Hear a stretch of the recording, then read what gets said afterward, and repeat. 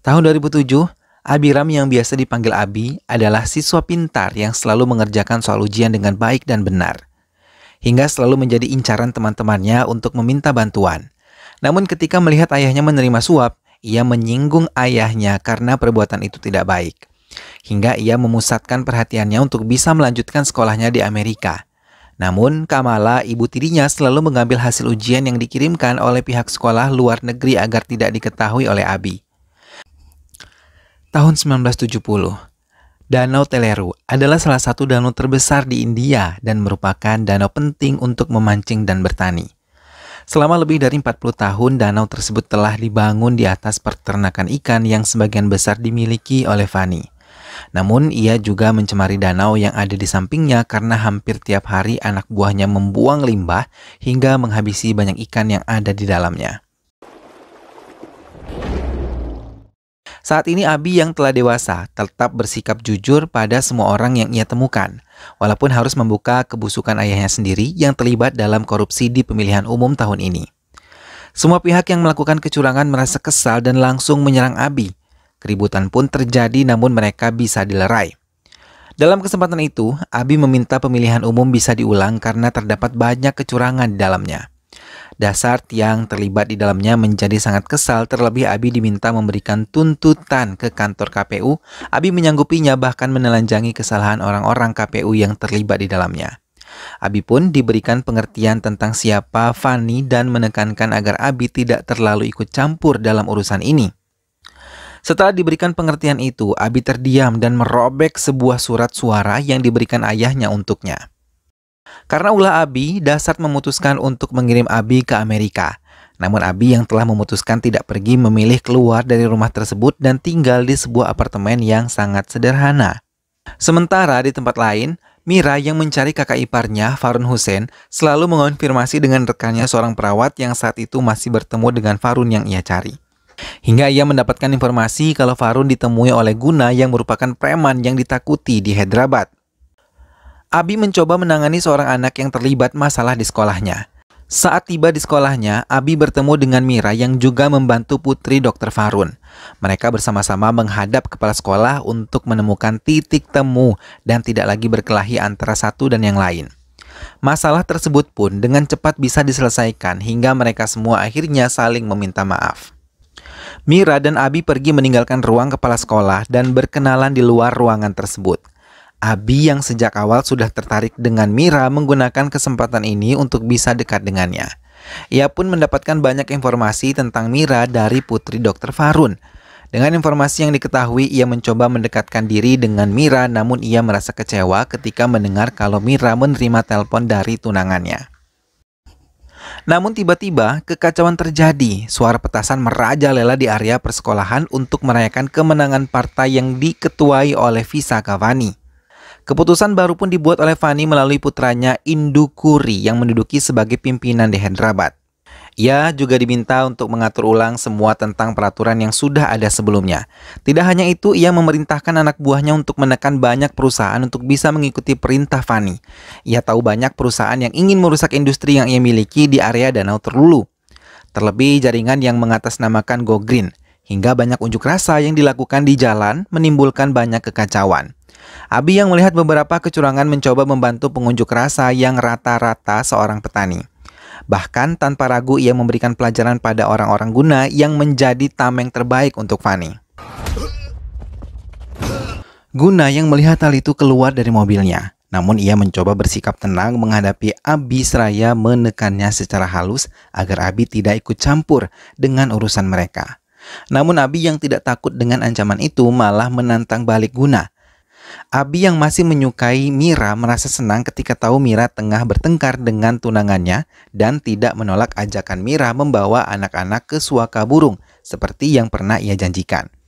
Abi menggunakan hal itu dengan baik untuk bisa mendekati Mira. Di tempat itu mereka membaur dengan penduduk lokal yang tengah melakukan festival desa. Mereka menari dan bernyanyi bersama-sama hingga membuat mood hati Mira kembali membaik. Bahkan pria yang belum pernah membaur dengan orang banyak kini benar-benar merasa senang dan melupakan sedikit kesedihan karena ayahnya belum ditemukan. Kali ini mereka menumpangi perahu, hingga membuat anak-anak tersebut merasa senang. Di dalam perahunya, Mira menceritakan tentang Farun yang merupakan kakak laki-lakinya yang telah hilang selama 30 hari ini. Ia juga menangis menceritakan ketika mendapatkan informasi kalau Farun pernah bertemu dengan Guna, salah satu preman yang ditakuti di Hyderabad. Mendengar hal itu, Abi mencoba mendengarkan dengan saksama, terlebih ketika mendengar kalau laporan mereka tidak diindahkan oleh pihak kepolisian. Padahal Farun telah menghilang selama 1 bulan, hingga akhirnya Mira memutuskan untuk mengurus pria dan saudara laki-lakinya, bahkan ingin mengadopsinya. Namun tunangannya tidak setuju hingga akhirnya Mira memutuskan untuk putus darinya. Tak lama Mira mendapatkan telepon dari inspektur dan memintanya untuk datang ke kantor polisi. Mira dihadapkan dengan beberapa barang-barang milik Farun yang ditemukan oleh beberapa pemancing di Danau Teluru, namun tidak mendapatkan mayatnya. Bahkan saat mereka memeriksa tidak ada noda darah hingga inspektur memutuskan kalau Farun bunuh diri. Kedua putra dan putri menangis ketika mendengar kalau ayah mereka terbunuh. Abi mencoba menenangkan keduanya dan memberikan pengertian tentang hal yang mereka hadapi saat ini. Aksi unjuk rasa tentang Danau Teluru terus berlanjut. Hal itu membuat Abi diminta mengubah rute jalan yang akan ia ambil. Di dalam bajai yang ia tumpangi, Abi banyak bertanya pada supir bajai untuk menjelaskan apa yang terjadi di Danau Teluru. Supir bajai tersebut mulai menjelaskan karena ia adalah salah satu penduduk yang ada di dekat Teluru. Ia menjelaskan kalau sekitar 3 tahun yang lalu ada 900 petani di Teluru diberitakan bunuh diri. Namun supir bajai tersebut mengungkap mereka telah dihabisi, bukan melakukan bunuh diri. Padahal dulu Teluru adalah danau air tawar terbesar di Asia hingga banyak membantu petani dan nelayan untuk hidup. Namun saat Fani datang, ia mulai membuat umpan kolam pemancingan buatan. Ia juga menawarkan pinjaman dan sewa untuk para penduduk, hingga menjebak penduduk menjadi budak. Sampai ia membentuk kerajaannya karena dalam pembuatan kolam tersebut ikan-ikan bukan mendapatkan makanan baik, melainkan makanan sintesis yang mencemari air.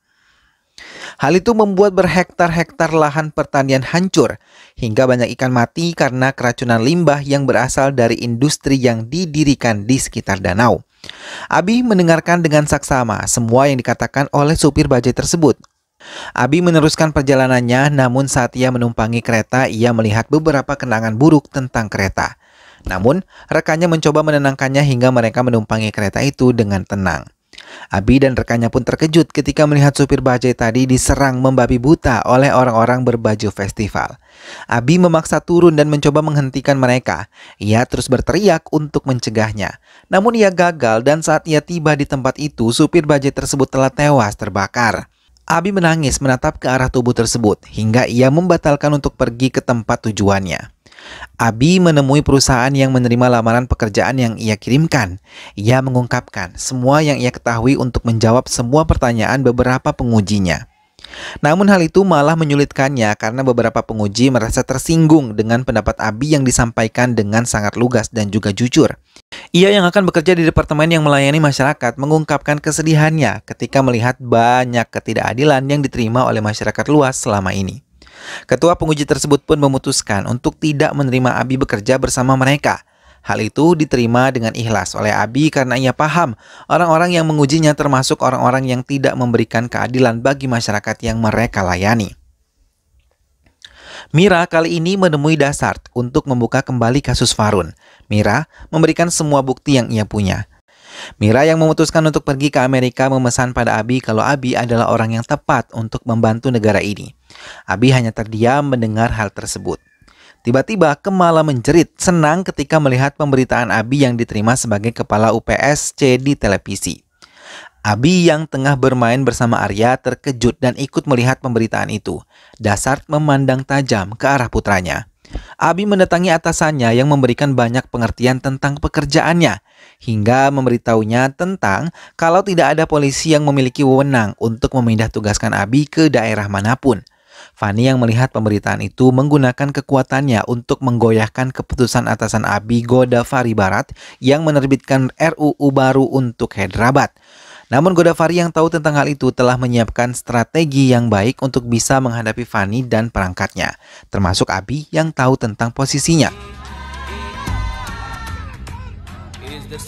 Dalam meeting pertamanya, Abi yang langsung memimpin rapat tersebut memuat aturan-aturan baru. Ia mengungkapkan tidak akan ada lagi yang menyelesaikan masalah masyarakat secara diam-diam. Ia mau semua terbuka dan transparan, melaporkan semuanya kepadanya. Inspektur pun mulai bekerja sesuai dengan perintah Abi. Kali ini, ia melaporkan banyak kehilangan warga kampung. Namun di balik kehilangan itu, mereka menemukan keterlibatan Guna di dalamnya. Ia memberitahu di mana Guna tinggal. Abi mendatangi sebuah tempat yang diketahui sebagai tempat tinggal Guna. Bersama anggotanya, ia mencoba menyelinap tempat tersebut. Mereka menyiapkan senjata di tangan agar siap menghadapi Guna yang licik. Namun tanpa diketahui Abi, Sudakar anggotanya malah tertangkap dan telah tergantung dengan luka di sekujur tubuh. Dengan kejam Guna menarik tali hingga Sudakar hampir terjatuh. Dengan cepat, Abi menariknya dan menyelamatkan Sudakar. Kini keduanya menghadapi anak buah Guna yang diminta untuk memberi mereka pelajaran. Namun semua dengan mudah diselesaikan oleh keduanya hingga Guna menambah pasukan untuk melumpuhkan Abi dan Sudakar. Bahkan kini Guna menghadapi sendiri keduanya. Namun Guna dengan mudah bisa ditaklukkan oleh Abi karena kemampuannya yang tidak sebanding dengan kesombongannya. Hingga Guna memohon ampun pada Abi. Subakar yang mendekati mereka langsung menyerang Guna hingga tewas. Subakar dan Abi memeriksa gudang tempat Guna tinggal hingga mereka menemukan Mira terkurung di gudang. Mira tidak sadarkan diri membuat Abi panik dan meminta Subakar mempercepat memanggil ambulans untuk bisa menolongnya. Penemuan Mira pun mulai menyedot perhatian terlebih perintah Abi yang meminta semua preman di Hyderabad untuk bisa menyerah kepadanya. Karena bila mereka terus melakukan kejahatan, mereka akan bernasib sama seperti Guna. Dokter yang telah memeriksa Mira mulai menemui Abi. Mendengar penjelasan dokter, Abi benar-benar terkejut karena Mira benar-benar mendapatkan penyiksaan berat dan mengalami pelecehan secara brutal. Di kantornya pun Abi lebih banyak terdiam, namun mencari tahu tentang pria dan saudara lelakinya. Fani dan Indukuri mendatangi rumah sakit untuk melihat keadaan Mira. Ia mendapatkan penjelasan kalau Abi yang menangani langsung kasus ini. Mengetahui tentang hal ini, Fani memberikan isyarat kepada pengikutnya untuk bisa menyelesaikan Abi dengan cepat karena ia tahu ini akan berdampak kepadanya. Namun di hadapan media, ia mencoba memberikan dukungan pada tindakan yang dilakukan Abi dan mendoakan agar Mira bisa segera pulih. Melihat pemberitaan itu, Abi hanya menyunggingkan senyum dan segera memasuki rumah sakit. Abi yang datang ke rumah sakit membawa beberapa bagian terkait untuk memeriksa keadaan Mira dan menjaganya. Gopal, yang merupakan kaki tangan Fani, merasa panik, namun ia pura-pura mendukung apa yang dilakukan oleh Abi. Dokter pribadi yang dibawa oleh Abi langsung bekerja dan memeriksa keadaan Mira dengan sangat teliti. Abi yang melihat keadaan Mira benar-benar merasa sangat hancur. Namun ia mencoba menguatkan Mira dan mencoba menenangkannya. Melihat Abi ada di dekatnya, Mira mulai menceritakan bagaimana ia diperlakukan secara buruk, termasuk penyiksaan kedua keponakannya. Mira menangis sedih mengingat itu semua. Abi menjadi sangat benar-benar terputus asa. Setelah melihat Mira tenang, Abi meminta Mira menceritakan siapa orang yang terakhir ia temui dengan dokumen-dokumen Farun. Mira mengungkapkan kalau ia menyerahkan semuanya kepada Dasart. Abi keluar dari ruangan itu dengan perasaan hancur. Ia memandang orang-orang Fani yang ada di sekitar rumah sakit. Saat di halaman rumah sakit, ia diberondong banyak pertanyaan dari wartawan. Ia mengiyakan kalau Mira adalah korban pelecehan terburuk di tahun ini. Farun menangisi kematian Radiska, istrinya. Ia mulai menceritakan tentang dirinya dan juga merekamnya. Farun yang merupakan seorang dokter di Asrama Medical College saat itu mencintai Radhika dan menikahinya. Ia mulai menangani banyak pasien yang menderita penyakit syaraf. Namun setiap hari pasien bertambah banyak. Hingga ia mengadakan penelitian dan menemukan kalau pasien-pasiennya mempunyai kebiasaan yang sama, yaitu mengonsumsi ikan yang berasal dari teleru. Ia melihat sendiri sampah dari toko daging dan hewan mati bercampur dengan bahan kimia yang digunakan untuk makanan ikan di Danau Teluru. Hal itu dilakukan untuk mendapatkan ikan tumbuh dengan cepat dan mendapatkan keuntungan yang banyak darinya. Abi menghentikan video Farun yang ia putar di hadapan semua petugasnya. Farun saat itu melaporkan kepada DC, namun ia malah menghilang. Begitupun dengan Mira, namun beruntung Mira bisa ditemukan. Posisi DC yang ditempati oleh Dasart membuatnya terdesak dan Abi memutuskan untuk menskorsnya sampai penyelidikan ini dilakukan. Dasart hanya bisa terdiam menerima keputusan dari putranya sendiri. Abi menemui Fani di kediamannya. Fani dengan hati-hati menemuinya. Abi tanpa takut langsung menelanjangi kesalahan yang selama bertahun-tahun dilakukan oleh Fani. Mendengar hal itu, Fani hanya tersenyum dan mencoba membalikan beberapa fakta yang ia dengar tadi. Bahkan ia melakukan pembelaan dengan menceritakan filsafat hidup ayahnya yang merupakan pendiri Partai Komunis di negara ini. Namun banyak penolakan hingga akhir hayatnya. Setelah Fani berbicara, Abi mencoba mematahkan semua pernyataan yang dibuat oleh Fani kemudian pergi meninggalkannya. Thanks for your time, madam. Abi kini pergi sendiri ke Danau Teluru. Ia yang didampingi dengan jajarannya memulai program baru. Bahkan alat-alat berat telah ia siapkan untuk menunjangnya. Namun langkahnya dihentikan langsung oleh aksi bunuh diri yang dilakukan warga atas tekanan Fani. Saat itu Fani berhasil mengadu domba masyarakat dengan Abi hingga mereka berhasil ditipu dan mengikuti keinginan Fani. Abi mencoba menenangkan warga. Ia membongkar semua kebusukan Fani dan menjanjikan masa depan yang baik bagi mereka. Fani menatap tajam ke arah Abi sampai akhirnya satu persatu dari penduduk mulai sadar dan menghentikan aksi bunuh diri massalnya. Bahkan mereka membuka jalan untuk Abi agar bisa melangkahkan kakinya. Fani tersenyum mengejek ke arah Abi. Namun Gopal memberikan isyarat untuk rencana yang lain. Keributan baru pun dimulai. Abi terkejut melihat hal ini. Mereka benar-benar tidak bisa dikendalikan hingga banyak warga mengalami luka-luka akibat keributan ini. Abi mencoba membela warga dan menghalau semua penghasut di tempat itu untuk meminimalisir korban yang terjatuh. Di pihak lain, Fani tersenyum bahagia melihat keributan ini.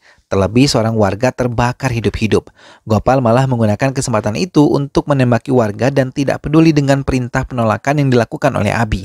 Fani bahagia melihat keributan itu langsung meninggalkan tempat tersebut bersama dengan mobilnya. Keributan yang menimbulkan 17 orang meninggal dan 22 orang terluka membuat Abi ditangguhkan dari pekerjaannya. Tak lama Fani menelpon dan mengejek apa yang telah menimpa Abi sekarang. Ia mengatakan akan ada banyak guna yang lahir setelah ini. Abi hanya terdiam dan memutuskan telepon tersebut. Tak lama ia mendapatkan telepon dari kakak perempuannya kalau ayahnya belum kembali ke rumah sejak pagi. Ia terkejut ketika melihat ayahnya diarak oleh warga kampung dan dipukuli. Luka pun memenuhi tubuh Dasart. Abi menolongnya dan membawanya bersama Subakar. Dalam perjalanannya ketiganya hanya terdiam hingga Dasart mulai bercerita. Ia dulu adalah kepala kontraktor yang sangat jujur dan anti menerima suap dari pihak manapun. Namun banyak yang tidak menyukainya, hingga musuh-musuh dari kalangan pejabat dan yang lain. Keberaniannya menentang ketidakadilan mirip seperti Adi. Namun akibat kejujurannya, keluarga kecilnya porak-poranda. Saat itu ketika mereka tengah berada di sebuah kereta hendak pergi ke area terpencil karena dimutasi oleh Rahul Sanggakupta, mereka berdekatan dengan preman-preman mabuk yang selalu menghina istri Dasart. Melihat istrinya dihina, Dasart tidak terima dan memilih berkelahi dengan mereka.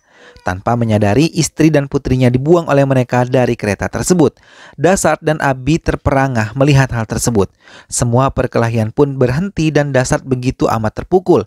Hingga ia mengetahui orang-orang itu adalah suruhan Rahul Sanggakupta yang gedungnya dihancurkan oleh Dasart.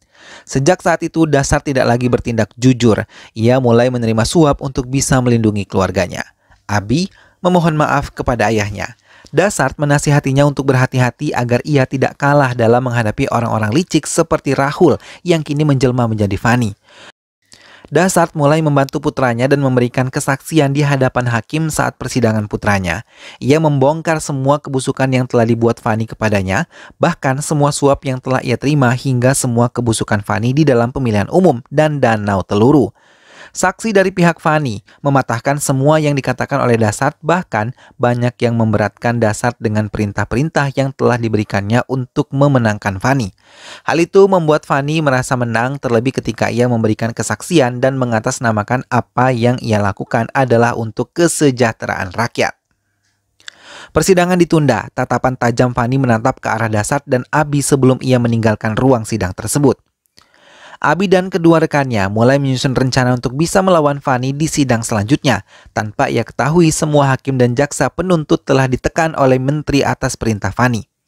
Setelah penundaan sidang, kini sidang kembali dilanjutkan. Kali ini Abi berdiri mengungkapkan semua kesaksiannya di hadapan hakim.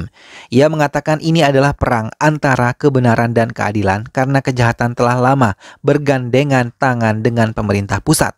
Semua yang mendengar hal itu terkejut, terlebih hakim yang telah ditekan oleh Fani. Namun kata-kata Abi banyak mengandung kebenaran hingga sulit untuk mematahkannya.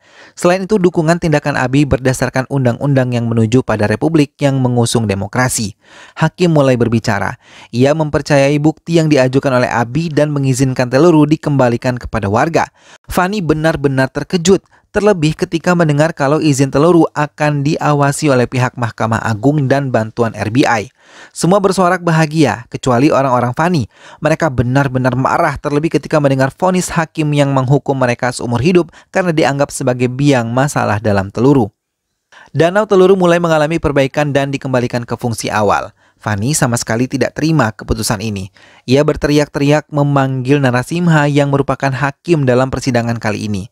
Ia memakinya dan menyebutnya hakim tidak tahu diri, bahkan ia bersumpah akan mengubah keputusan ini dalam 1 minggu. Tak lama Fani pun tidak sadarkan diri dan dilarikan ke rumah sakit.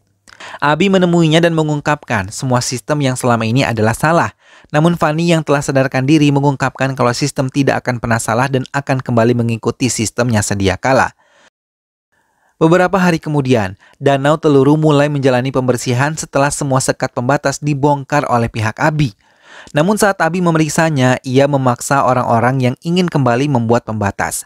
Abi mengejar mereka seorang diri. Dengan cepat orang-orang tersebut mulai menyerang Abi, tapi Abi tidak mau menyerah dan terus mengejar mereka hingga ke perkampungan.